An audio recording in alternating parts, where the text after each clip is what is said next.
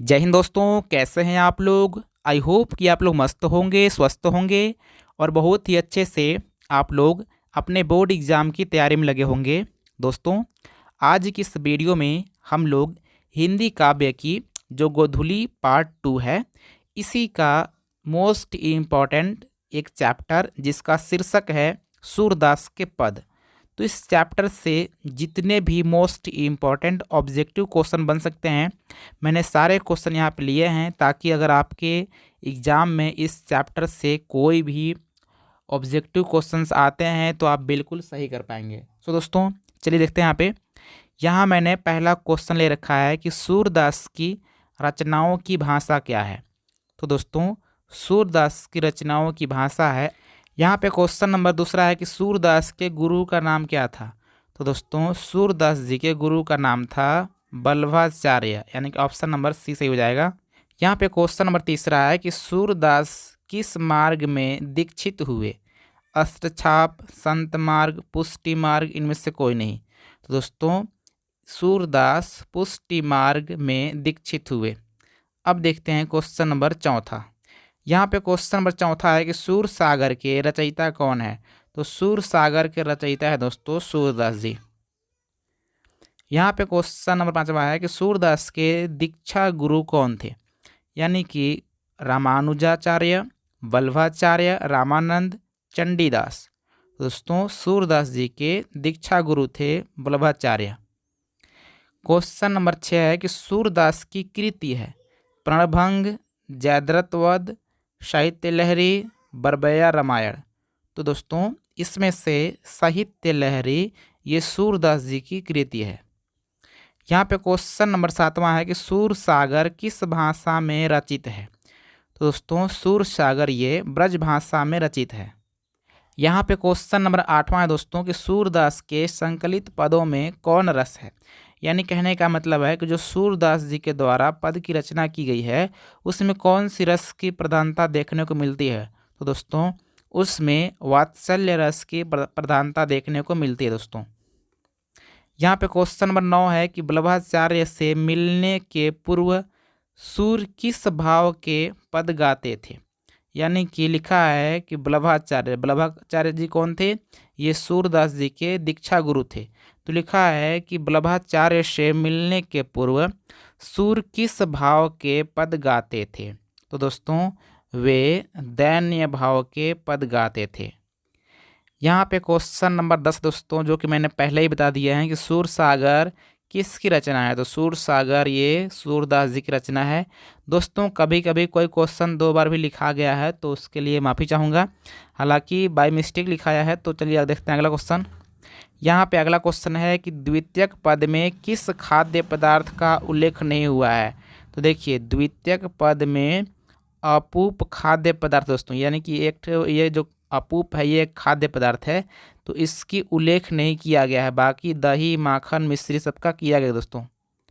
यहाँ पे question number 12 है कि तमचूर का अर्थ होता है, यानी तमचूर का क्या अर्थ होता है दोस्तों।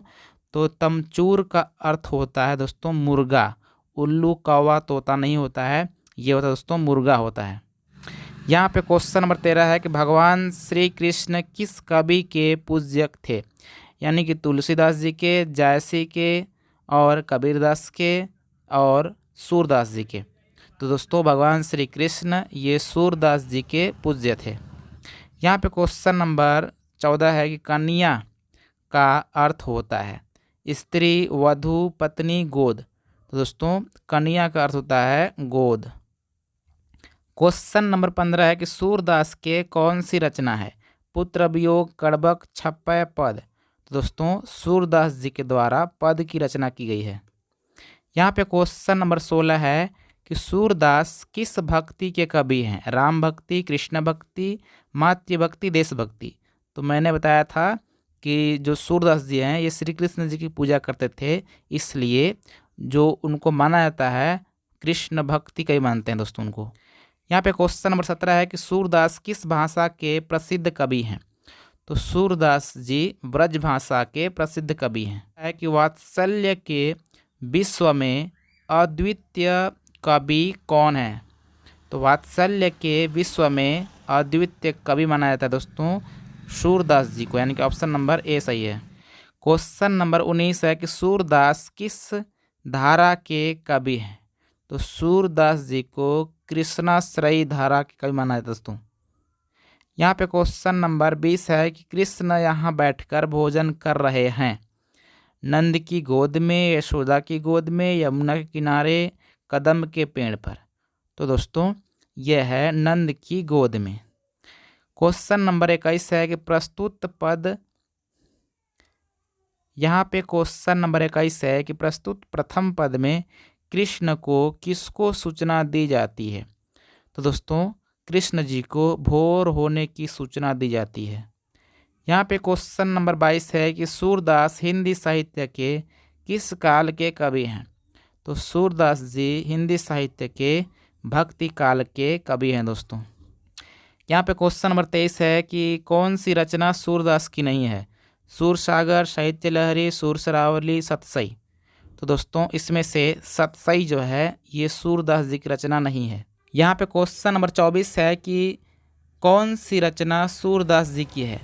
तो इसमें से सूरसागर ये वाला रचना सूरदास जी की है दोस्तों। यहाँ पे क्वेश्चन नंबर 25 है दोस्तों कि सूरदास किस चीज़ की भूख है, यानी सूरदास जी को किस चीज़ की भूख है? तो यह है दोस्तों कृष्ण की जूठन की। क्वेश्चन नंबर 26 है कि सूरदास की अनुमानित जन्म तिथि क्या है? तो सूरदास जी की अनुमानित जन्म तिथि दोस्तों 1475 ईस्वी में। क्वेश्चन नंबर 27 है कि निम्नलिखित में कौन सा कवि अष्टछाप के नहीं है? तो दोस्तों इसमें से जायसी को अष्टछाप के कवि नहीं माना जाता है, बाकी सूरदास जी, कृष्णदास और कुम्मन दास जी को अष्टछाप के कवि माना जाता है। यहाँ पे दोस्तों क्वेश्चन नंबर 28 है जो कि मोस्ट इम्पॉर्टेंट है दोस्तों। लिखा है कि कछुक खात कछुक धरनी, गिरावत छवि निखरती नंदरानिया में कौन सा अलंकार है? तो दोस्तों इसमें यमक अलंकार है। यहाँ पे क्वेश्चन नंबर 29 है कि कंवल कुसुम फूले नर नारी शूर श्याम में कौन सा अलंकार है दोस्तों? तो इसमें दोस्तों है अनुप्रास अलंकार। क्वेश्चन नंबर 30 है कि साहित्य लहरी किनकी रचना है? तो साहित्य लहरी दोस्तों ये सूरदास जी की रचना है। यहाँ पे क्वेश्चन नंबर 31 है कि सूरदास की रचनाओं की भाषा है। तो दोस्तों सूरदास जी की रचनाओं की भाषा है ब्रजभाषा। क्वेश्चन नंबर 33 है कि सूरदास किस मार्ग में दीक्षित हुए? और ये क्वेश्चन मैंने पहले भी ले रखा है, तो ये था पुष्टि मार्ग। यहाँ पे क्वेश्चन नंबर 34 है कि वल्लभाचार्य से मिलने के पूर्व सूर किस भाव के पद गाते थे? तो दोस्तों ये भी मैंने पहले क्वेश्चन लिए थे, तो मैं बताया था कि दैन्य भाव के पद गाते थे जब वे वल्लभाचार्य जी से नहीं मिले, तो उससे पहले गाते थे दैन्य भाव के पद।